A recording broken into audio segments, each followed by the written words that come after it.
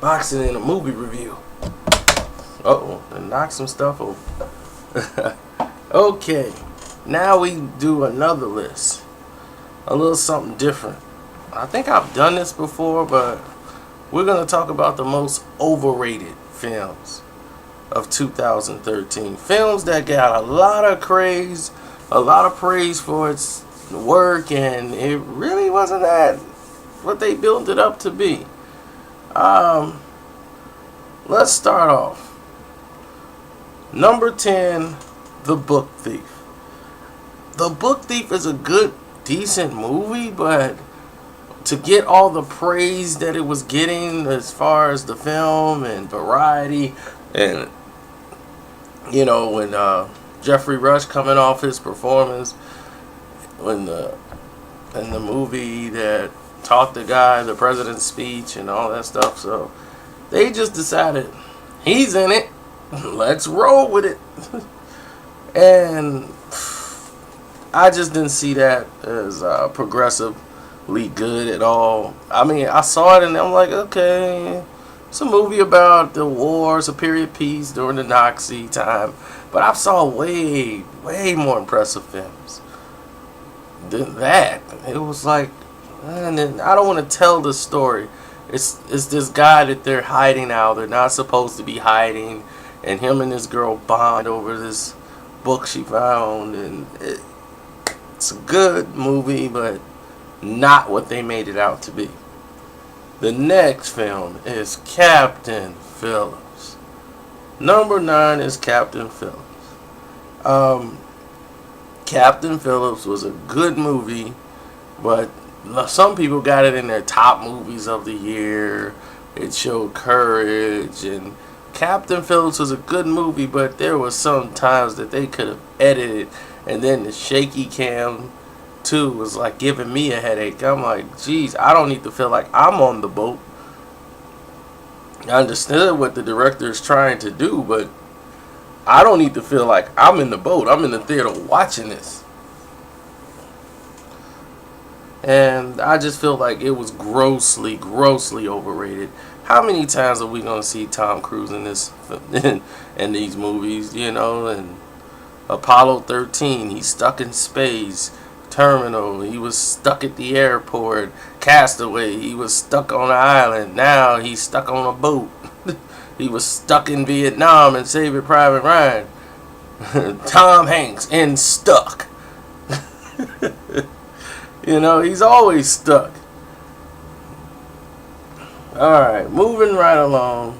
Number 7, The Purge. This movie stole a lot of money in the first week and basically made up for all its money in the first week. The most laughable thing about The Purge is that it is so terrible. It almost made my list for top 10 worst movies of the year, but it just didn't make it. The other movies were just worse. But The Purge starts off with to keep the country safe 1 year out of the whole year. You can purge and do anything you want. There's no penalty, no crime for it. So people just crazy killing people because it's all to do on that day. But then any other day, the laws are back in effect. So for 12 hours, you could purge and just go wild and crazy. And everyone thought we were going to see like this purging and this stuff going on around the world since it's affecting the country. And all we see is this one house. For the entire scene, the whole purge is just these people trying to come into this house to get this guy who the son felt guilty for and let this person in. Now the son's about 13 years old, so he's been around 13 different purges. Shouldn't he be used to this by now? Why is he acting like this was something they just kicked in gear? I mean, it was just bad. Had a good fight scene on the inside though. One good fight scene on the inside, but to just make it all about this house and this one family was just misleading. And that's how a lot of the viewers felt. They were misled. And second we drop off, massive. Probably the biggest in Hollywood history. And next, we have The Fast 6. The Fast and the Furious. I got furious fast watching this because this movie was grossly overrated and it was terrible. Nothing like the fifth. The fifth one, it told the whole story really and brought everybody to a perspective like we did the job, we got this money, and now this one is just now we get pardoned and now we're free, and if we do this job here for the government, who needs to catch this guy who we can't seem to get because he has these technology with he's really technical with these cars and we can't get him, and we need you guys who have basically no experience at doing this. The guys that we've trained who has, like, I guess Ludacris is the best tech guy they have, and Vin Diesel is the best whatever. He knows how to find a guy. And now they have Letty. And Letty was knocked unconscious. And the guy never shot her. They buried Letty without a body and all this stuff. So if they did that, then where's the point in that? Like, where was the funeral? Where was any of this? It just killed everything that they built. I just don't get it. It was just completely terrible. If y'all like the movie, I'm sorry, because y'all like fast cars and just bringing in tanks and planes, and they thought more was better, and it wasn't. Next is World War Z. World War Z is by far just like one of the worst things I witnessed. Oh, as far as overratedness. You know, they ain't the top 10 worst, but this was a good movie. As far as the premise, I like how they built it up. But the way it ended was like, it took suspense and drama out of it. And I don't want to tell no one the end in case the few people haven't seen it. It's one of those movies you watch and go, oh, that's it? Okay, it was alright.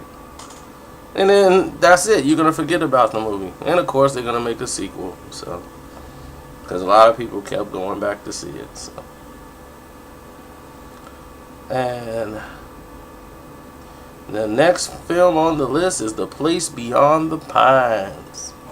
The Place Beyond the Pines. This movie was grossly overrated. It is a good movie, but come on. It's like the odds of these things happening are just 1 in a million. Not Ryan, what is his name? Yeah, that's it, Ryan Gosling. He's in the movie. And he's not really in it that long. And I don't want to tell it, but it's a story of where a guy wants to finally, he didn't know he had a son, wants to be there for his child now, and be in the child's life when he never knew that the girl he was dating had a baby. He used to perform in the circus doing motorcycle bike tricks. Now he decides, like, I gotta provide for my family. I don't want to know what to do. I can't get a job.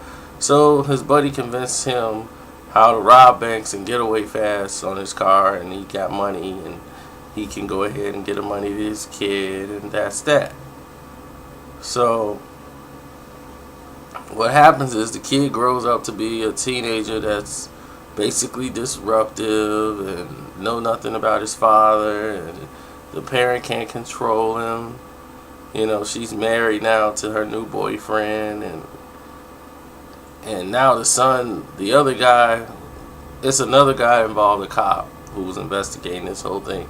His sons and his son go to the same school, and he has something to do with the death of the father, and now his son and their son are like hanging out, they're friends, but his son's getting in all this trouble. He's running for like politicians now. He's not really a cop no more. He's running for like office, and it's a lot of big twists, but the movie's grossly over. It's not as good as they built it to be. Like, this is it, one of the 10 best films. No, it's not. The next on the list was The Grandmaster. Ip. Another Ip Man movie. Ip Man has now become the new phenomenon in martial arts. It's like, what's wrong with the original Ip Man? The original Ip Man was perfect. So why do we need to go into this Ip Man? Because it's obvious that this Ip Man isn't the man.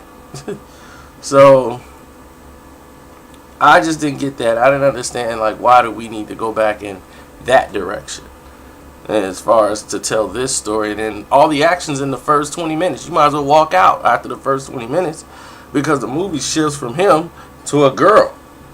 And I'm like, then her story takes over for about 40 minutes. And the whole thing is in subtitle, and you're wondering, why am I here again? I thought it was to see Ip Man. You know, the Grand Master.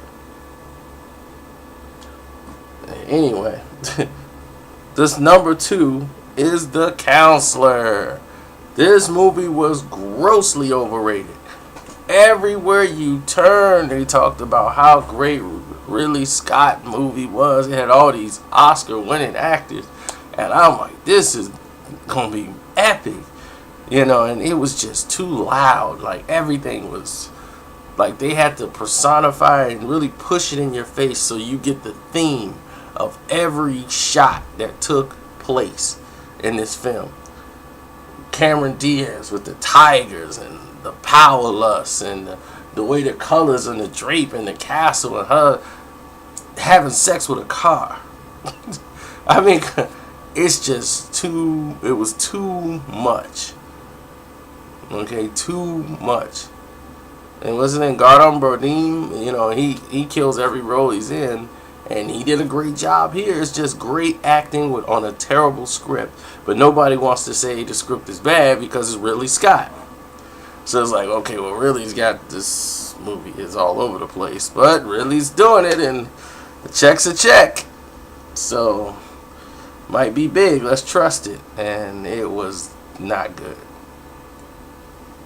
You know, Fassbender did a good job, and I like everybody. Everybody who was in this movie played a great role. And just like the script was so terrible and all over the place, they just could not bring it all together. Terrible. Terrible way to end. And now we go to most overrated film of the year. Out of the Furnace. Out of the Furnace. Out of the Furnace was built as this is the Oscar-winning performance of a lifetime for everybody in. Christian Bale's going to get it for this role, and he killed this role. Killed it.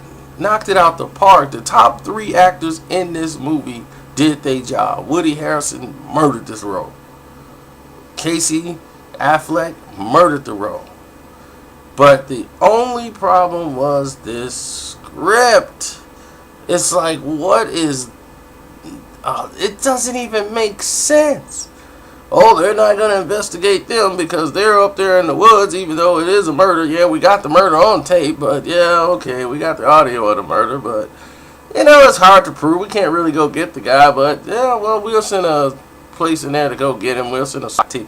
FBI can't find people in the bayou, really, of New Jersey, on a dirt road in New Jersey. They don't know the dirt roads of New Jersey. They can't find this one guy who's not in hiding. Come on.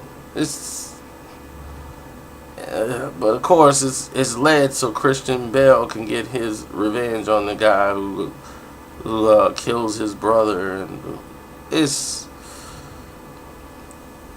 grossly overrated. When you leave the movie, you're like, this ending, to have his character go out in the way, Woody Harrelson's character to go out the way he did, was just, it's like, no flair, nothing, just, disgusted with that movie. And I'm out. That was the most overrated movie of 2013.